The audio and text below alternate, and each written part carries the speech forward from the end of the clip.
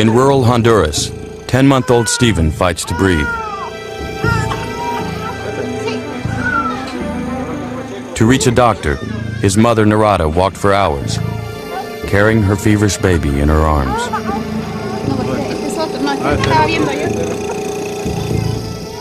She's told the violent shaking of his chest signals pneumonia, a dangerous bacterial infection. He must be sent to a hospital to be put on a respirator.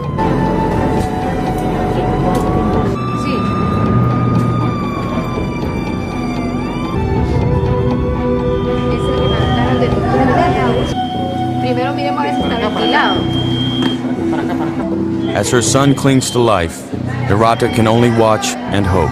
Dr. Jorge Melendez has helped to stabilize Stephen. Now it's a waiting game. As the days pass, Stephen's antibiotics finally beat back the infection. Exhausted, but over the crisis, he has survived an attack by one of our deadliest enemies, bacteria. These microscopic creatures have dominated the planet for over 3 billion years, and they can be found everywhere. They can live in boiling water, they can live in freezing temperatures, they can live in the center of solid rock, and in fact, if we look at our own bodies, we are basically walking bacteria. There are on the order of 10 to 100 trillion bacterial cells on and in us, every one of us. We could not live without bacteria. While most bacteria are useful, even helping to make the oxygen we breathe, some cause severe disease. For millennia, there were no medicines to stop their deadly assault. But with the dawn of the 20th century, a new war against microbes was about to begin. World War I. Battles are raging across Europe. And wherever the guns go, deadly bacterial infections follow close behind. Fleming is clearly aware of the notion that life hinders life. The notion that one organism can eat another like a lion eats its prey in the jungle. Just like creatures in the visible world, microscopic life, like molds and bacteria, will fight each other for survival.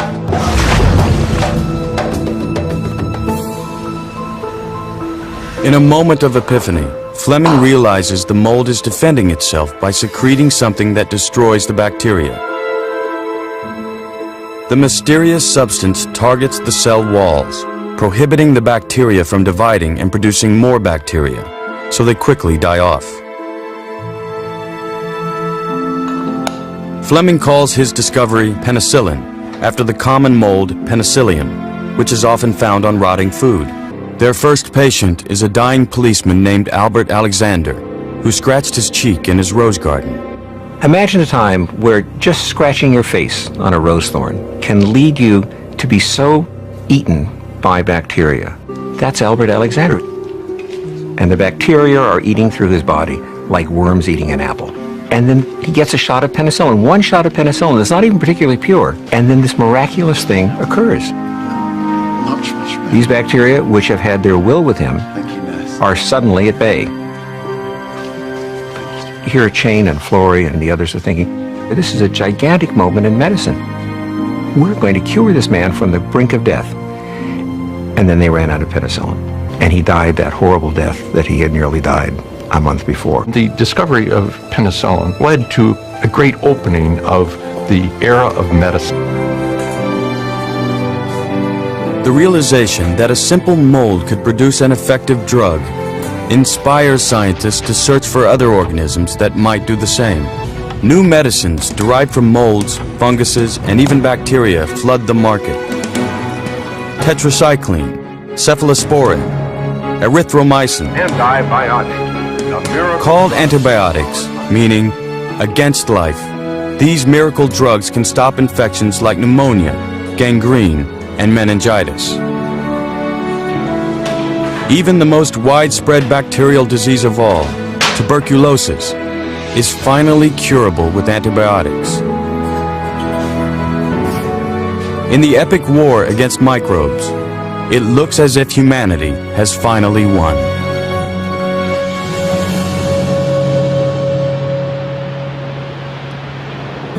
It's a huge gamble. The only thing sure is time is running out, and the epidemic is spreading.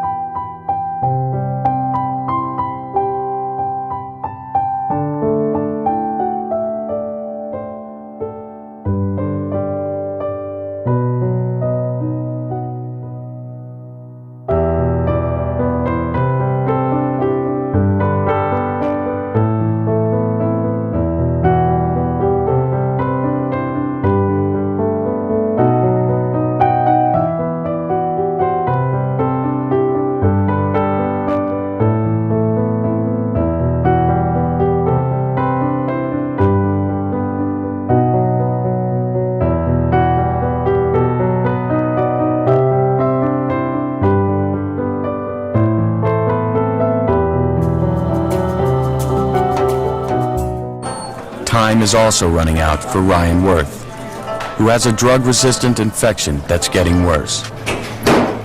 I'm very scared. I'd never dreamed that I'd have a bacteria to have to fight such a battle with. Ryan's struggle began 6 months ago during kidney dialysis, when the procedure led to an infection in his abdomen.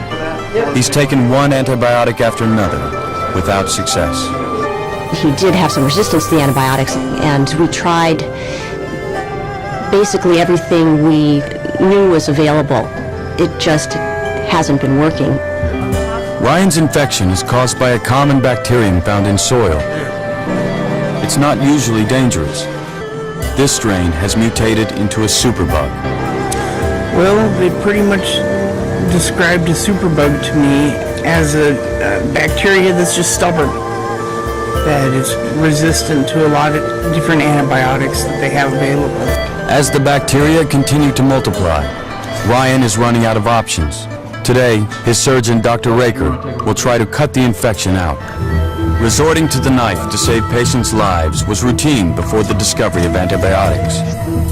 But Ryan's doctors know this is the only hope for keeping his infection from spreading to the rest of his body.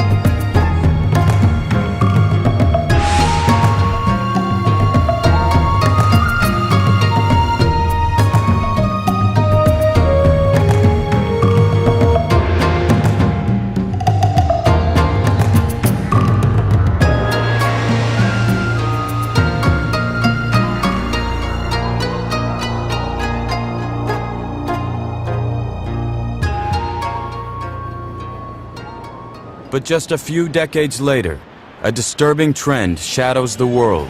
Infectious microbes are staging a comeback. In Lima, Peru, 29-year-old Raquel wonders why she is still suffering from tuberculosis. For years, she's been taking antibiotics, but she remains highly infectious, and her lungs are weak and battered.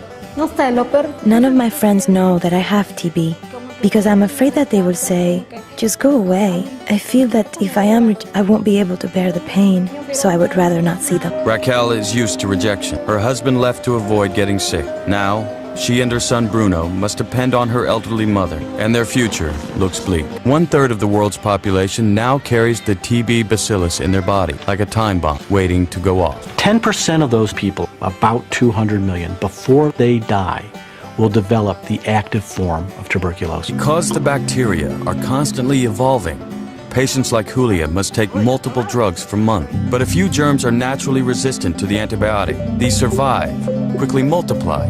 These resistant bacteria become tougher to kill. If the epidemic isn't stopped, it will spread beyond the city, or even the continent. Worse, these deadly strains could easily become untreatable. The notion that you could be sitting on an airplane, even if you're in first class, and become infected with a disease that could kill you and that modern medicine could do nothing about is very frightening. And we went to the authorities and said, we'd like to start treating these patients. And at first they said, you will not treat these patients. And we said, not treat the patients. We just couldn't understand why. The problem is, the few drugs that cure are highly toxic and cause dangerous side effects. Rarely used, they are so expensive, government can't afford them. The price of treating MDR patients was so high, it was impossible. It was not only an economic problem, the treatment was too complex and difficult to manage. We couldn't justify the investment. Even the World Health Organization agrees. In the 1990s, the official policy around the globe is to treat those with curable TB and let MDR victims die. And we thought, but that's not public health, that's sort of like public death. These are people who have already been told there's nothing that can be done for you. And it was really sort of their last chance. Not sort of, why qualify it? This was really the last chance for people who were sick with these highly resistant strains. Explosion of antibiotics discovered in the 50s, 60s, and 70s. The faucet is running dry. Of the hundreds of drugs currently under government review, only a handful are for bacterial infection. And that's bad news for the public. In fact, I think they should be terrified.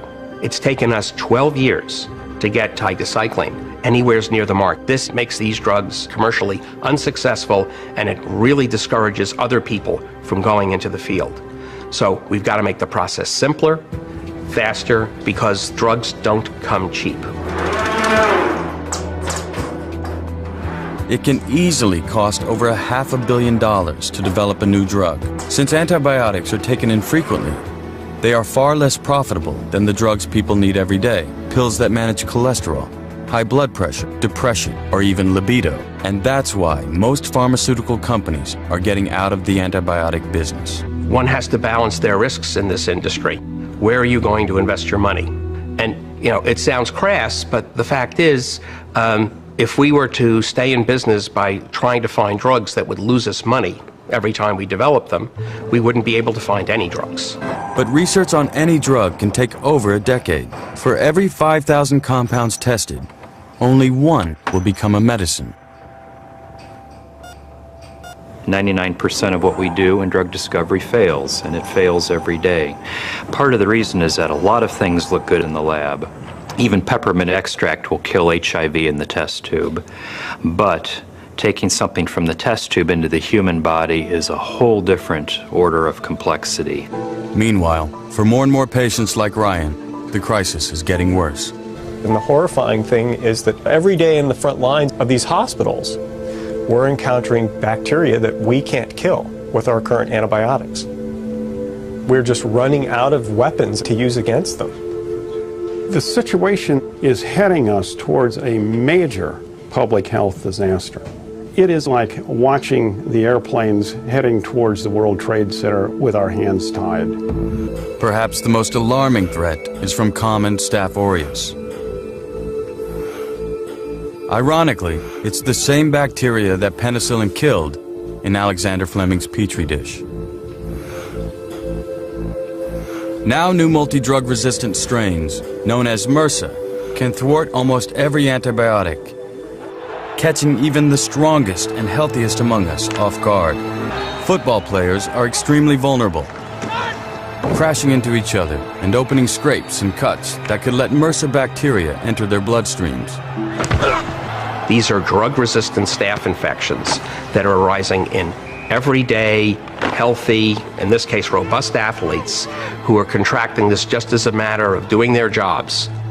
That's pretty scary that you can get a drug-resistant infection just by playing the game of football. This is what happened to Ricky Linetti, star football player, number 19, at Lycoming College. He told his mother he didn't have time to get sick. Ricky thought he had a stomach virus. That's what he thought he had. Then, we thought, well, maybe it was coming down with the flu. At 7:30 a.m., Ricky was admitted to the Williamsport Hospital. Although he was rushed to intensive care, he didn't seem to realize how sick he was. Despite a battery of tests, his diagnosis remained unclear. But fearing an infection, his doctors gave him multiple antibiotics, hoping one would work. But the whole time I was just thinking, he's Ricky Linetti. Ain't no bug's gonna kill him. Not a bug, not something that you can't see.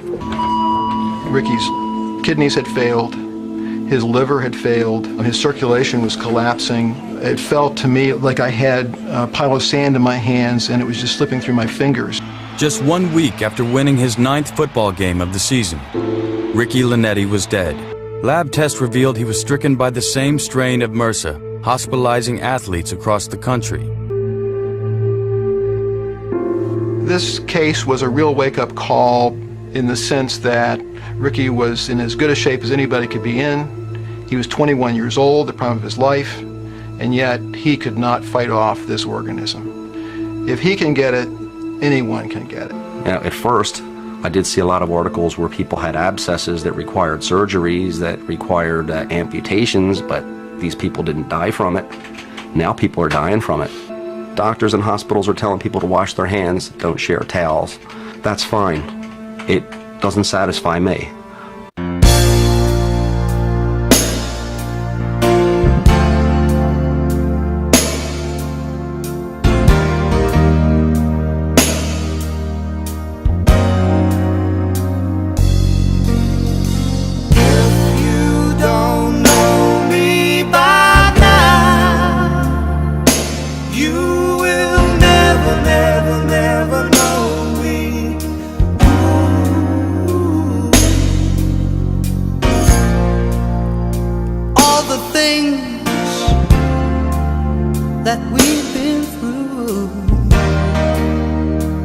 Understand me like I understand you.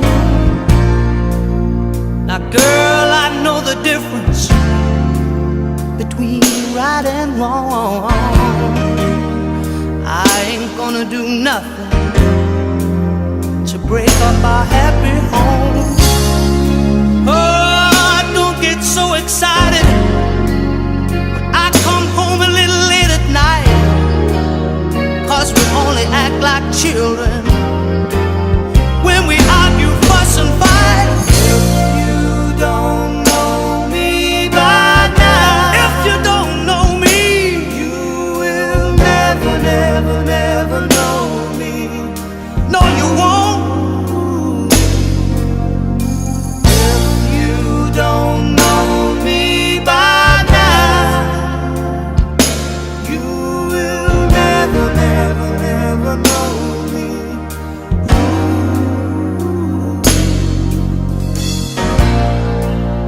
We all got our own funny moods. I've got mine. Woman, you got yours too. Just trust in me like I trust in you. As long as we've been together, it should be so easy.